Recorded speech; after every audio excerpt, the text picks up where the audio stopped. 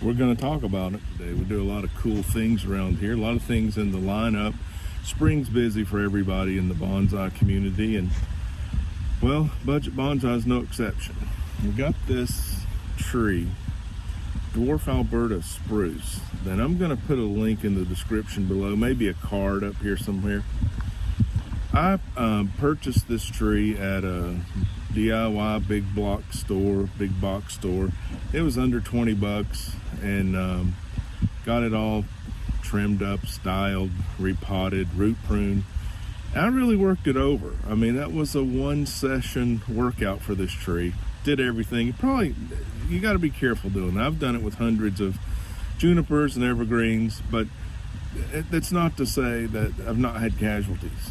I have learned a few things, and if you're going to do what I call a workshop session, just top to bottom, start with a piece of nursery stock, end up with a pre-bonsai tree and a bonsai pot, you got to take some precautions. This is one of the things that I found works. I can't make a false claim and tell you if you use these things you're going to win. I just know that I've had good success with them. My results are pretty solid. I'll probably keep doing it. So when I potted this tree in the fall, it had a secret. If you go back and watch that video, you won't notice the secret that I'm going to reveal in this video. And it deals with, this is just insulation. It's just sheet insulation. Again, the big box DIY store. I think I bought it 2 foot by 2 foot. You can get it 4 foot by 8 foot. Just cut it to size. A lot of modelers use this. I think it's inert insulation foam, and it worked really well, especially for a tree that I had repotted in the fall. So it's going into rest. It's just basically filling a void, taking a space, and you'll see as the video goes on how I use these. But what happens is I'm able to keep the roots more compact. I don't have to overwork the roots and have them go into some specialty radial conformation program immediately. We get them flattened out, get them teased out, and then we just put them in there and let them rest, and then we let them be together.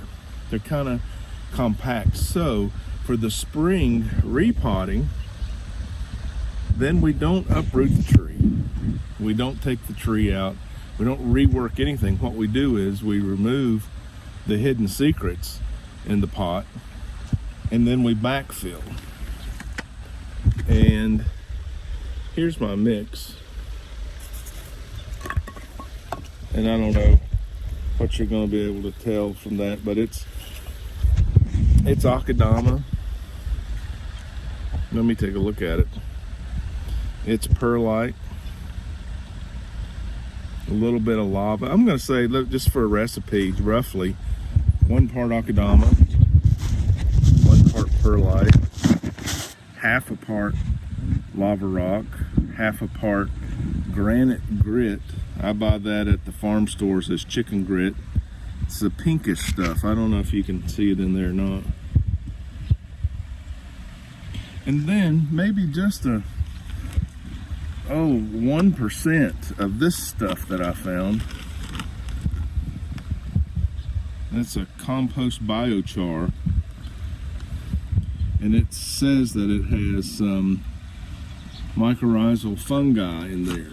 So for good measure, I added about 1% of that stuff. So the original, you'll notice the original mix had a lot of organic material in it. Pine compost is what I used in there. Pine compost and perlite. A little bit of Akadama. Pine compost. So it had a lot of moisture holding qualities in the original mix from last fall. So this mix, mostly inorganic. So it's going to flush quickly. It's not going to hold as much moisture. Just the Akadama is the only thing in there that's going to retain any moisture. So it's going to give those roots a chance to quickly grow into that fast draining soil.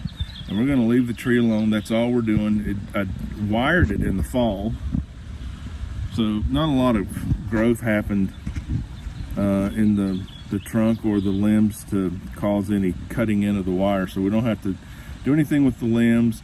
We're going to leave all of the new growth, which you can see the tree did really well, came awake very nicely. And we're just not going to, we were so rough on it in the spring, we're just going to, or in the fall, we're going to give it an easy spring. We're going to revisit the tree in the fall, see what's going on, maybe do some fall maintenance, and then maybe next spring we'll look at restyling, trimming the limbs, but probably won't do a repot for another full year. So we've got a technique. We're going to reveal a secret of what we did in the fall. It wasn't shown in the fall video, which is linked below, maybe above also, and you're going to get to see. We're going to reveal the secret. We're going to use the new mix in this new way that I'm doing. I'm not recommending you do it. If you think it's a good idea, give it a whirl. If you got nothing to lose. This is a way that I'm able to rehab an overworked tree. Just give it a little more relaxation, catch-up time. But as you can see, it's doing quite well. It overwintered well. So we're in pretty good shape here. Just in an abundance of caution, we're taking it easy using this alternate repotting technique. If you like it, let me know. If you hate it, let me know. If you've done something similar, I'd love to hear about your experiences. To be honest with you, I haven't read about this. I haven't seen this. Something that just came to mind. I thought, I'll give it a try. And it's working out for me pretty well. I don't know how much of that is climate related or how much is the actual recipe of the soil, the watering schedule. I don't know. I just know that I have good results when I try this.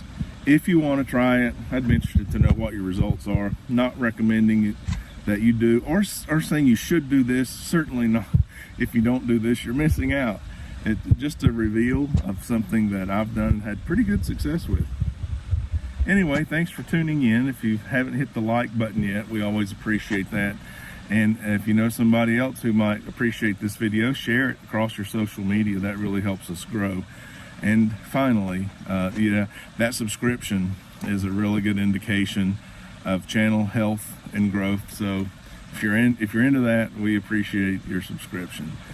Enjoy the rest of the video. Please comment if something comes to mind. Don't hesitate. We love hearing from you.